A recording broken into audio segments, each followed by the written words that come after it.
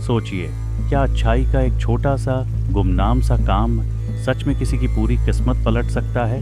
क्या बिना किसी उम्मीद के किया गया दान आपके जीवन के सबसे तेज तूफान में आपकी कश्ती बन सकता है?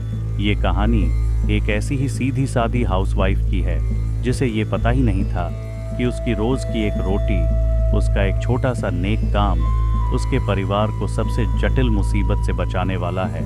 ये कहानी है राधा की, जिसके विश्वास और अच्छाई ने वो चमत्कार कर दिखाया जिसकी किसी ने कल्पना भी नहीं की थी। एक छोटे से कस्बे की शांत सी गली में राधा का एक छोटा सा घर था। उसकी दुनिया उसके पति रमेश और 2 प्यारे बच्चों के इर्द गिर्द ही घूमती थी। रमेश एक फैक्ट्री में काम करता था और उसकी तनख्वाह से घर का गुजारा मुश्किल से होता था। लेकिन घर में पैसों की तंगी भले ही थी, पर प्यार और सुकून की कोई कमी नहीं थी। राधा एक ऐसी पत्नी और माँ थी जिसका पूरा दिन घर के कामों और अपनों की देखभाल में ही निकल जाता था। पर राधा की एक आदत थी जो उसके लिए पूजा की तरह थी। हर रोज दोपहर में खाना बनाते वक्त वो अपने परिवार की गिनी चुनी रोटियों के अलावा एक रोटी हमेशा फालतू बनाती थी। ये रोटी न तो रमेश के लिए थी, न ही बच्चों के लिए। ये रोटी थी एक अनजान मेहमान के लिए। हर दोपहर ठीक 12 बजे उनके दरवाजे पर एक दस्तक होती थी। बाहर एक बुजुर्ग साधु होते थे। उनकी आंखों में एक अलग सी शांति थी, एक फकीरी थी। उन्होंने आज तक कभी एक शब्द भी नहीं कहा था, बस खामोशी से अपना कटोरा आगे बढ़ा देते और राधा बिना कुछ पूछे पूरी श्रद्धा से वो गर्मा गर्म रोटी उनके कटोरे में रख देती। साधु बिना कोई दुआ दिए, बिना कोई भाव दिखाए चुपचाप वहाँ से चले जाते थे। ये सिलसिला सालों से चल रहा था। दिन हफ्तों में बदले, हफ्ते महीनों में और महीने सालों में, लेकिन राधा का ये नियम कभी नहीं टूटा। उसके लिए ये सिर्फ एक दान नहीं था, ये उसका धर्म था।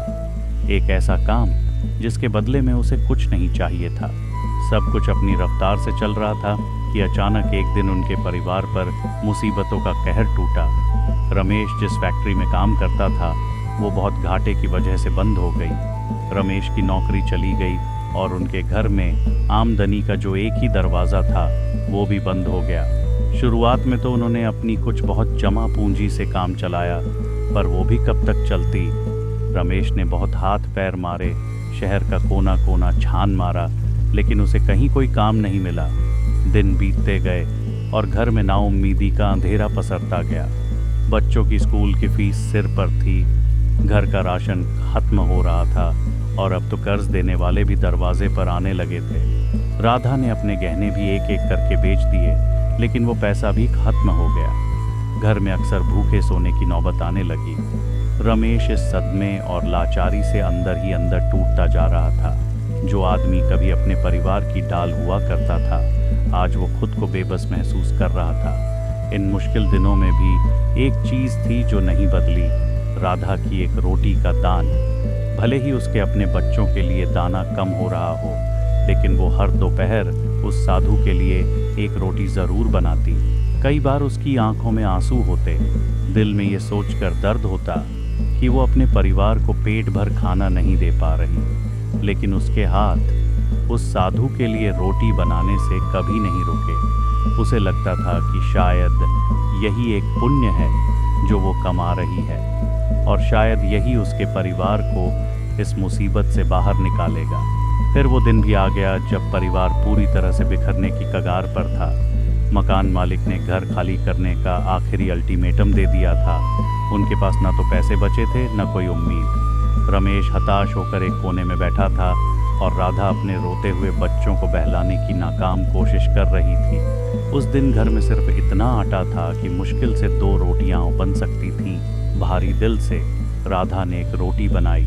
उसे पता था कि आज उसके बच्चों को भूखा सोना होगा। वो खुद भी कई दिनों से आधा पेट खाकर ही जी रही थी। उसकी आंखों से आंसू बह रहे थे और वो भगवान से पूछ रही थी, हे भगवान, ये कैसी परीक्षा ले रहे हो? तभी दरवाजे पर वही जानी पहचानी दस्तक हुई। राधा ने कांपते हाथों से दरवाज़ा खोला। सामने वही साधु थे। आज भी उनके चेहरे पर वही सुकून और शांति थी। राधा ने अपने आंसू पोंछे और अपने हिस्से की वो अकेली रोटी उठाकर उनके कटोरे में रख दी।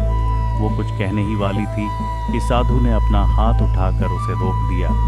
आज सालों में पहली बार साधु के होंठ हिले। उन्होंने एक गहरी और शांत आवाज में पूछा, बेटी क्या बात है, आज तुम बहुत परेशान लग रही हो। साधु की आवाज सुनकर राधा चौंक गई। वो अपने आंसुओं पर काबू नहीं रख सकी और फूट फूट कर रोने लगी। उसने साधु को अपनी पूरी दुखभरी कहानी सुना दी। रमेश की नौकरी जाने से लेकर बढ़ते कर्ज और घर छिन जाने तक। साधु ने सब कुछ सब्र से सुना। जब राधा चुप हुई तो उन्होंने अपनी झोली में हाथ डाला और एक पुराना कागज निकाला। उन्होंने वो कागज राधा की तरफ बढ़ाते हुए कहा, ये लो बेटी, ये तुम्हारे ही नाम है। राधा ने हैरानी से वो कागज खोला। वो जमीन के मालिकाना हक के कागजात थे। शहर के बाहर एक जमीन रमेश के नाम पर थी। राधा और रमेश कुछ समझ ही नहीं पाए। साधु ने मुस्कुराते हुए समझाया, मैं कोई भिखारी नहीं हूँ बेटी, मैं एक व्यापारी हुआ करता था। सालों पहले एक हादसे में मैंने अपना पूरा परिवार खो दिया। उसके बाद मैंने अपनी सारी दौलत गरीबों में बांट दी और एक साधु का भेष बना लिया ताकि मैं दुनिया में सच्ची और निस्वार्थ अच्छाई को ढूंढ सकूं। उन्होंने आगे कहा, मैं सालों से इस शहर में भटक रहा हूँ। लोग दान तो देते थे, लेकिन किसी के दान में दिखावा था तो किसी में स्वार्थ। लेकिन तुम अकेली थी जिसने इतने सालों तक बिना एक शब्द कहे, बिना किसी उम्मीद के, पूरी श्रद्धा से मुझे रोटी खिलाई। तुमने अपना धर्म तब भी नहीं त्यागा जब तुम्हारे अपने घर में खाने का संकट था। तुम्हारी यही निस्वार्थ सेवा ही सच्चा दान है। ये ज़मीन मैंने कई साल पहले खरीदी थी और तय किया था कि जो भी मुझे सच्ची इंसानियत और निस्वार्थ दया दिखाएगा, मैं ये ज़मीन उसे दे दूंगा। मैंने ये तुम्हारे नाम बहुत पहले ही कर दी थी। मैं तो बस सही वक्त का इंतज़ार कर रहा था। आज इस ज़मीन की कीमत लाखों में है।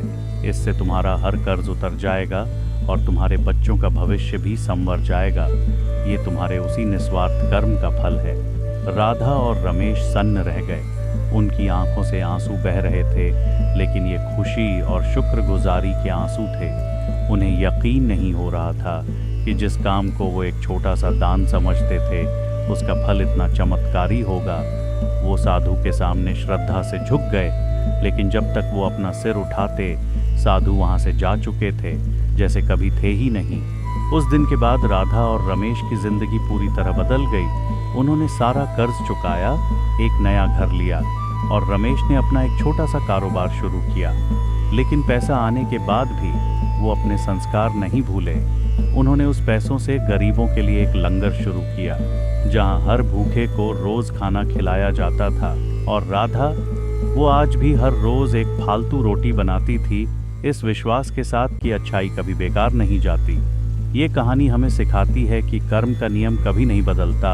आप जैसा बोएंगे वैसा ही काटेंगे। दया का एक छोटा सा, बिना किसी मतलब के किया गया काम भी कायनात में एक बहुत ऊंची लहर पैदा कर सकता है। आपको अंदाजा भी नहीं होगा कि आपका कौन सा अच्छा काम कब किस रूप में लौट कर आपके पास आएगा।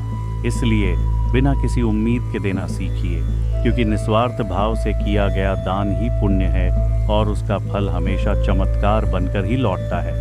अगर इस कहानी ने आपके दिल को छुआ है तो इस वीडियो को लाइक करें और अपने दोस्तों परिवार के साथ शेयर करें। उन्हें भी बताइए कि अच्छाई में कितनी ताकत होती है। और ऐसी ही दिल छू लेने वाली, हिम्मत देने वाली कहानियों के लिए हमारे चैनल दिल की स्टोरीज को सब्सक्राइब करना मत भूलिएगा।